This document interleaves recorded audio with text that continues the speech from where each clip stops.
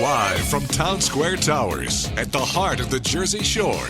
Wake up with Jeremy Grunin. Get up, get out, do something. Join the conversation. 732-505-1160. News Talk Radio WOBM AM 1160 and 1310. Listen online at WOBMAM.com. Welcome back. 7:07. 46 degrees, getting up to 54 today. The sun is up. It's a gorgeous morning, so I've been told. Tuesday, March 29th, WOBMAM 1160 and 1310. News Talk Radio, streaming live on the Radio Pop app and WOBMAM.com. 732-505-1160 if you want to join the conversation. And today's conversation, this morning's conversation, the conversation now turns to pre-K our way, and we are joined by Sam Crane. And I'm so glad. Sam, good morning, first of all. Good morning, Jeremy. How are you? I am great. You know what, Sam? I am so excited that I have a guest that has a very easy monosyllabic name that I can pronounce with very little difficulty. So, Sam, I want to thank you because my brain is fried a little bit, and so this is a big moment for me. So, Sam, why don't you tell us a little bit about Pre-K Our Way? Pre-K Our Way is a nonprofit, nonpartisan, statewide effort to expand New Jersey's high-quality existing pre-K program for 3 and 4, which today is only in 35 districts in the state, to another 102 districts, school districts around the state. There's a 2008 law that called for this expansion. Obviously, the recession hit. There were some difficult economic times. It was never expanded. But the one thing about pre-K, 3 and 4, is it's a proven winner. It not only does it get kids ready for school and ready for success down the road, it has been studied and measured. And one of our leadership group members, former Governor Tom Kean, said that if he had one thing that he could do, and only one thing he could do, to improve education in this country, it would be to do pre-K. And it works. It's why everyone who has the ability to pay, goes out and gets their kids in the pre-K program because they know it gets them off to the right start. And when you visit these programs, and they are not daycare, they are not entertainment, these are education programs that are developing both social and academic skills that prepare the child for kindergarten. It is surprising. I visited a preschool program not long ago, and the children came in speaking Spanish. Right. No English. Right. And you walk down the hall, and there are the 4-year-old writing samples in clear, concise English. So in 2 years, they went from speaking only one language to learning another to being able to write English. And so long-term, this is important for our state, for Ocean County, for everybody in the state, because as we move into this world economy, high-tech economy, we're going to need people with the skills to fill those jobs, particularly in a high-tech state like New Jersey. Pre-K gets everybody off to a good start, and that's why we believe so strongly at Pre-K Our Way that the time has come to start to expand this across the state. So what differentiates currently a district that has pre-K versus a district that doesn't have pre-K? Jeremy, you may recall that there were a series of court cases in the last century, at the end of the last century. I don't recall that exactly, but I was very young. I was very young. Yeah, you were just just in grade school. Right, right. But there were a series of cases around school equity of funding. It's commonly been called the Abbott cases, and there were 31 Abbott districts that at the end of in the 2000, the Supreme Court ordered, in order to produce equity with more wealthy suburban communities, that the state had to pay for and provide 3 and 4. So that's how those 31 districts got it. The other 4, there was a one-time program and they got into it. The nearest one to Ocean County is in Red Bank. Right. And so that takes you up to 35. But one of the things they did is that when they implemented the court, They implemented not just we're going to offer the program. They took time and created a high-quality program. People come to New Jersey to study our pre-K program from Norway, from Bermuda, from around the country. We have the highest ranked 3 and 4 program, only in those 35 districts, in the country. And we are, by any measure, a success.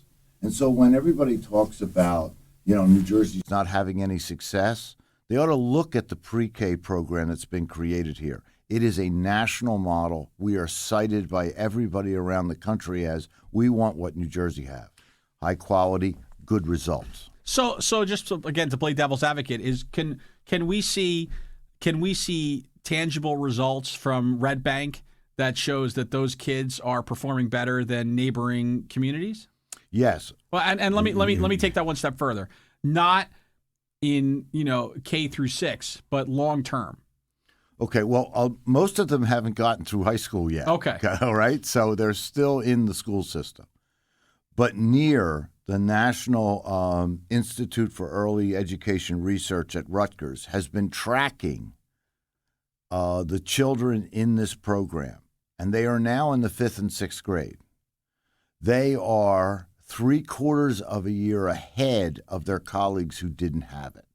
They are testing well in the middle range of the students. And some of these students came in not even speaking English at a pre-K. So if you think about that, the other measure that people start to measure when they look at this is reduced special education costs. It's a huge problem for local school districts. It's a huge problem for the state.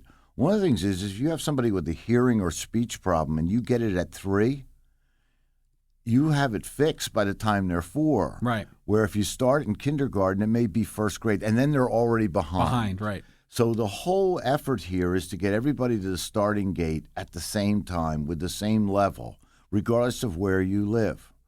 And regardless of what your economic means are, that everybody has a shot at this for these kids. And we know that at that age, the brain science tells us that's when the brain is developing the fastest. And it is remarkable to watch these kids learn. Right.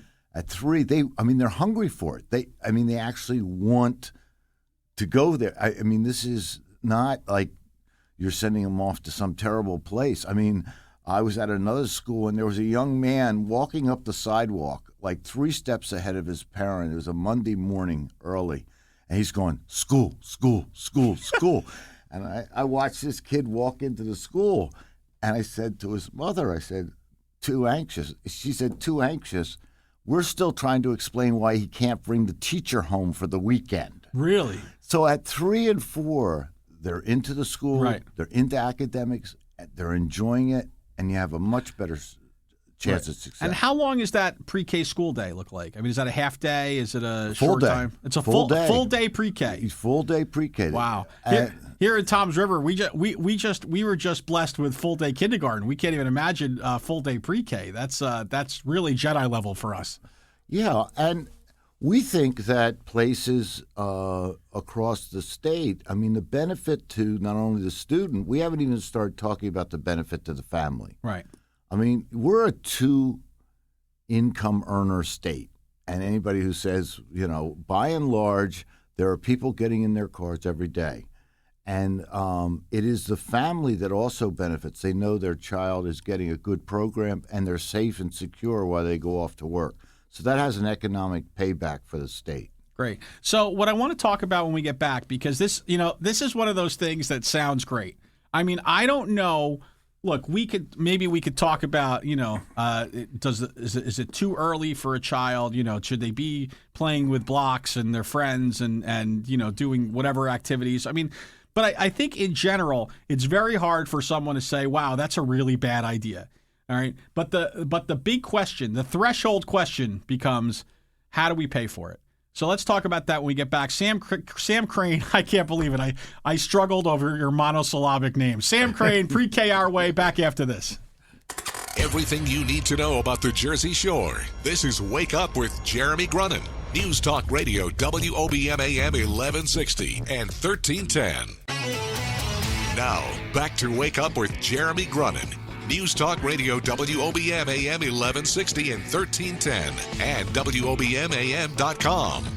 Welcome back. Wake Up with Jeremy Grunin. We are here with Sam Crane. Pre-K Our Way. Pre-K Our. That's a very catchy name, by the way. Sam, you didn't come up with that, did you? No. No, I'm not clever enough to come up with that. There's creative people for that, Yeah, right? yes. So speaking of creativity, so we've heard about this great program, and you said it's in 40 school districts? Or 35. 35, yeah. And just to review, for those keeping score at home, we have just over 600 school districts here in New Jersey, just over 600.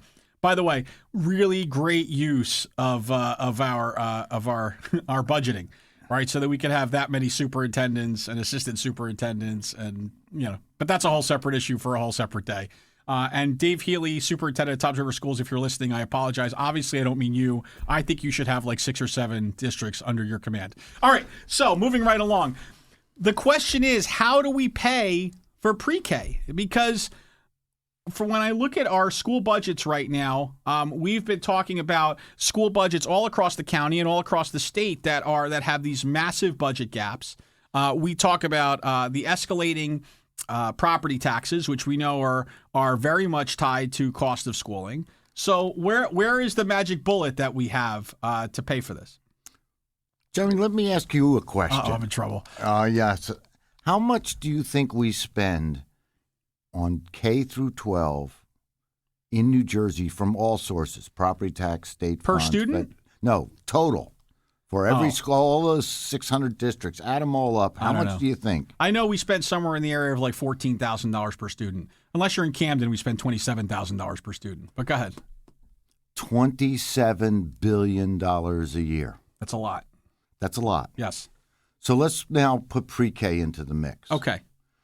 To fully implement the 2008 law, which would expand it to 102 more districts, would also provide assistance for disadvantaged students in the balance of the districts in New Jersey to get them pre-K. It costs $550 million a year. A lot of money. Yes. Is less than a 2% increase in spending in education. And the return for it, lower special education costs, higher success rates, higher test scores, higher graduation rates. And down the road, one of the key people who testified at a legislative hearing on September 21st was a police chief from West Orange who believes that pre-K and getting a better start reduces crime.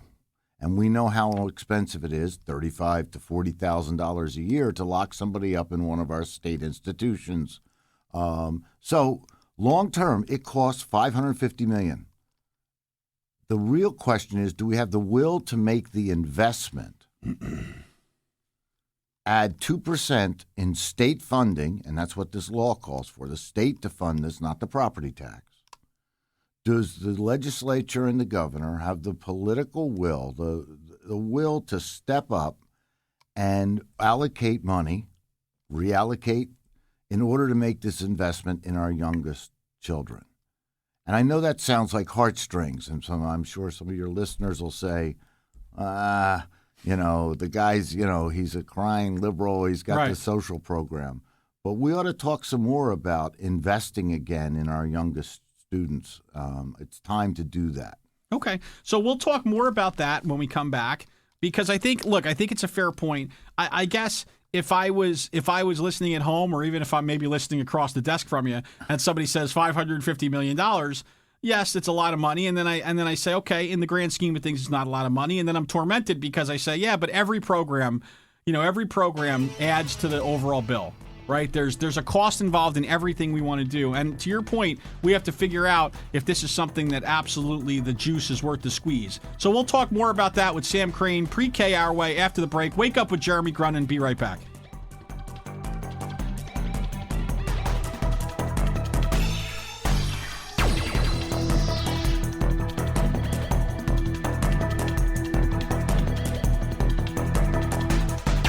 The news never stops at WOBMAM.com. Get the latest from WOBM News, the Town Square, New Jersey News Network, and Fox News Radio. Wake up with Jeremy Grunin. News Talk Radio, WOBM AM 1160 and 1310.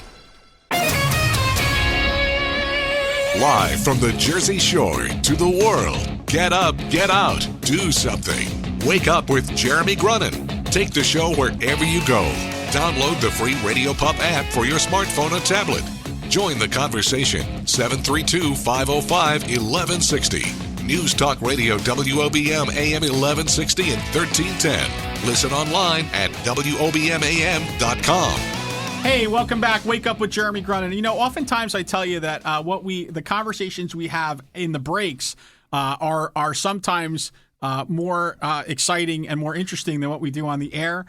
In this case, that wasn't the case. We actually talked about nothing, and we just kind of stared at each other because Sam's a very handsome man. But I'm going to move right along. So, Sam, you have other ammunition in how we're paying for this. So go ahead, throw it, hit me with it. I'm ready. Let's go.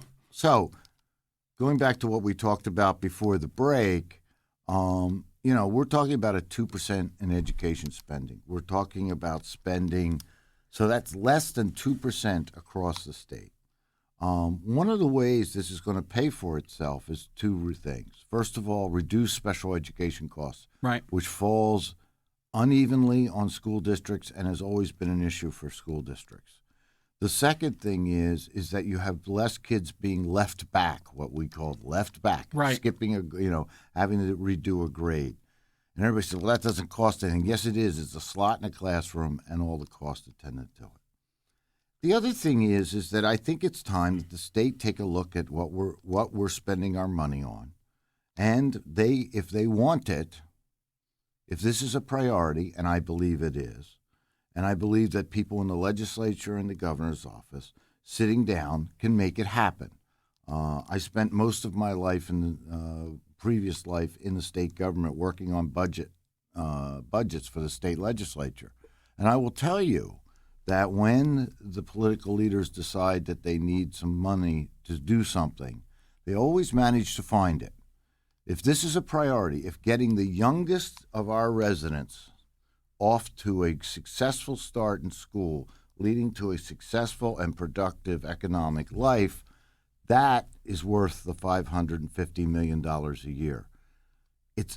This is not one of those issues where somebody did a study and suggests that it might work. Right.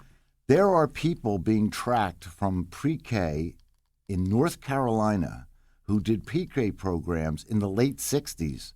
They are still tracking them. And they have found that compared to another group that didn't have it, they are more economically successful. They are healthier. Right. They are. They have less crime. And all of this kind of stuff. And so there's long-term studies, and it proves it works.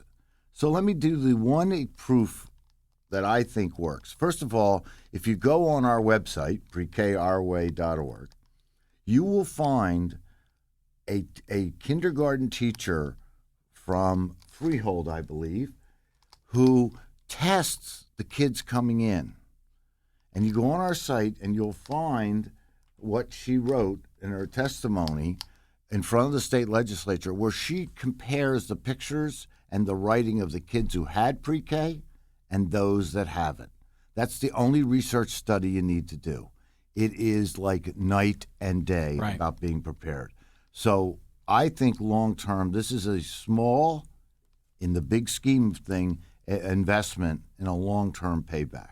Well, and so the thing that I'll also take is, I think, and we haven't really, you kind of touched on it very lightly early, is that having the ability to put parents back in a workforce even earlier, right? So in a society where folks are really kind of strapped to make ends meet and are living paycheck to paycheck, that ability to have a program that's paid for to take little Johnny or little Susie and have them in an enriching environment all day, so that mommy and daddy can work and have an even a better opportunity at making sure they could support the family. That's another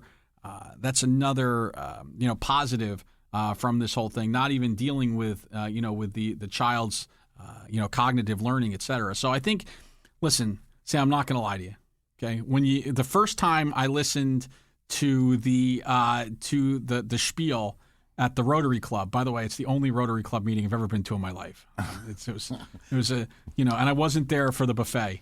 Okay, although I love artisans. I was a little bit cynical, mostly around the cost, and because I think I'm beaten down like so many folks in our communities that say, God, the taxation is out of control. It's just one more thing to pay for. We can't fund our schools now. And listening to you today, and actually we've talked about this previously as well. I'm a believer. I think you're right. I think if we needed to find $550 million in our state budget, I think we can find it.